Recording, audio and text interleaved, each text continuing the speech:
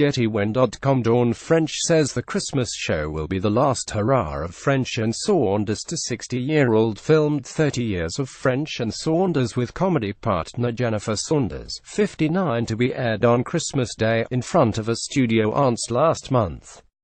While the pair's never-dwindling popularity was perfectly emphasized by 35,000 people applying for the 350 places in the audience, Dawn still feels it is the perfect opportunity to bring down the curtain. It is where I'm anchored, but it is not something we should be doing that often because they are a young person's game. Sketch shows, she tells Radio Times, they are exhausting and we can't play teenagers anymore. Getty French and Saunders has been a UK comedy staple for 30 years. However, the national treasures are going out with a bang to honour the show, which ran from 1987 to 2004. A host of famous faces, including Paul Dark's Eleanor Tomlinson and Jennifer's absolutely fabulous co-star Joanna, alumni join them on the special, which is said to include the pair's greatest skits, never-before-seen footage, as well as new sketches.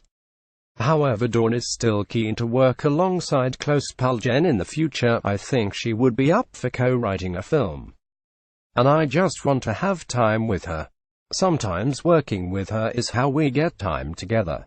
Thursday, December 7, 2017. Victoria Christmas Special, Victoria ITV. In December, this will be the 18th year of these concerts for the charity.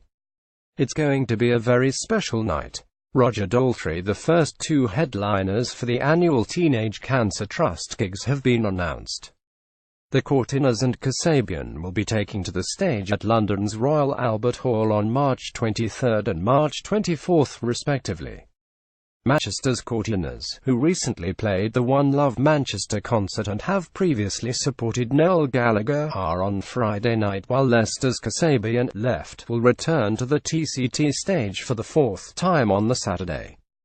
Getty, whose Roger Daltrey organises the Teenage Cancer Trust, can chair it. Since 2000, more than 235 artists, including Ed Sheeran, Eric Clapton, Robert Plant and Sir Tom Jones, have played, raising more than £27 million for young people with cancer. The brainchild behind the Teenage Cancer Trust at the Royal Albert Hall is The Who's Roger Daltrey, who says, "This will be the 18th year of these concerts for the charity. It's going to be a very special night." Tickets go on sale at 9 a.m. on December 15. Getty. Status Quo's Francis Rossi has been taken ill in Germany. Status Quo have apologized to fans for cancelling a gig in Berlin last night after singer Francis Rossi, 68, fell ill. He has picked up a chest infection that has left him incapacitated and unable to sing, says a statement. He is receiving medical attention in Germany and left it to the last possible moment to cancel in the hope that he would be able to recover enough to perform, but unfortunately that was not the case. Status Quo's manager Simon Porter added, "We hate to have to cancel shows and hope that the fans realize that these situations are outside of our control." Quo guitarist Rick Parfitt died last year at the age of 68 after developing an infection following a heart attack. Holly Willoughby is the latest celebrity wanting to release at this time of year.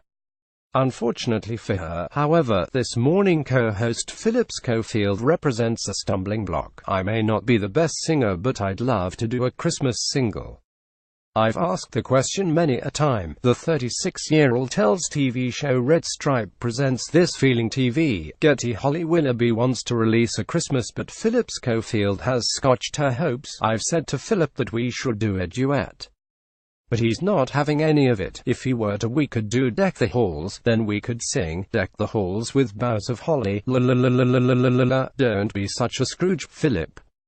Getty. Paul Hollywood would have loved to bake for F1 racer Ayrton Senna. Hollywood's dream tabler Paul Hollywood must thrive on pressure, because when asked if he had the chance to bake for anyone dead or alive, he picks the frontman from one of the world's biggest bands and one of the world's greatest ever Formula One drivers, Led Zeppelin's Robert Plant.